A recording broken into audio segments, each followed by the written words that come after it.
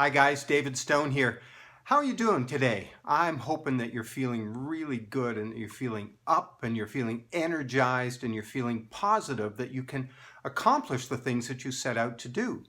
And one of the mental tricks that we play on ourselves is we set ourselves up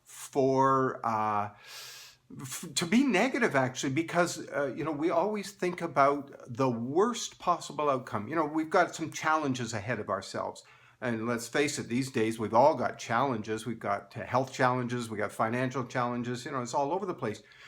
But what we tend to do is look to the worst possible outcome. What the bad things that are going to happen. And the term for it is catastrophizing. Everything's going to be a catastrophe. One of the great inspirational people that I like to follow is a fellow named Brendon Burchard. And he describes it as, we've got this path that we're following mentally, and it all leads to ruin and then death, right? That's where we're headed, oh, I got a cut in my finger. Oh, it's going to get infected. Oh, the finger's going to fall off. It's going to get gangrene in my arm. It just spirals completely out of control. And one of the things I want to encourage you to do is to separate step away from yourself. Be a neutral third-party observer and catch yourself when your mind is started spinning out of control that way and when you're thinking about these worst possible outcomes. Because when think back, this is a useful exercise to kind of get out of that headspace as well. Think back to previous times when you've faced challenges and your mind did the same thing. How many of those times did you end up in that worst possible outcome? My guess is never. It never came out that way. And yet our brain still goes that way.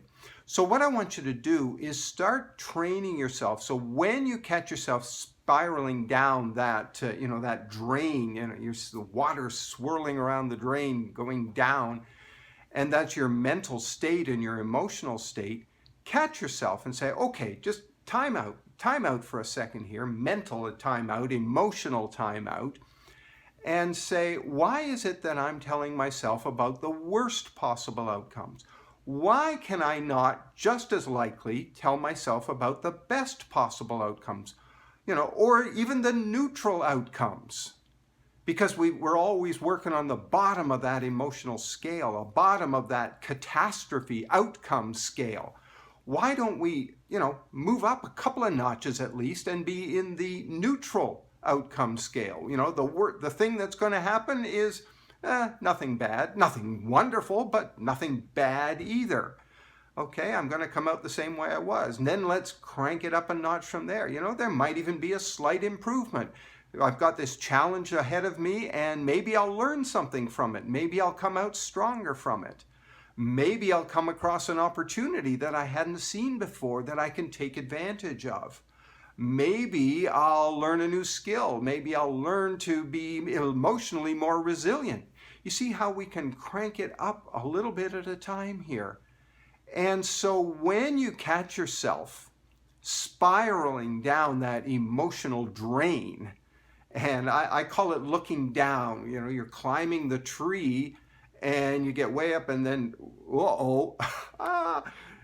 what happened? And then suddenly you're overcome with all the consequences of what happens if I fall. Tightrope walkers and mountain climbers, they're all trained. Don't ever look down, right? Because the instant you look down, then your mind is filled with nothing except the consequences of failure.